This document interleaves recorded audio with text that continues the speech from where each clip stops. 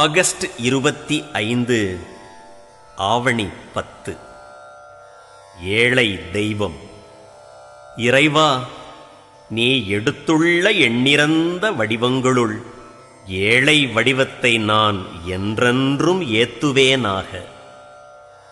இறைவனே உலகனைத்துமாய் உள்ளார். அவருடைய வடிவங்களையெல்லாம் பாவித்துப் போற்றுவது இயலாத காரியம். ஏழை எளியவன் வடிவத்தில் நம்மை தேடி வந்துள்ள அவரை திருப்திப்படுத்தினால் அது அவருக்கு உகந்த நல்ல ஆராதனையாகிறது.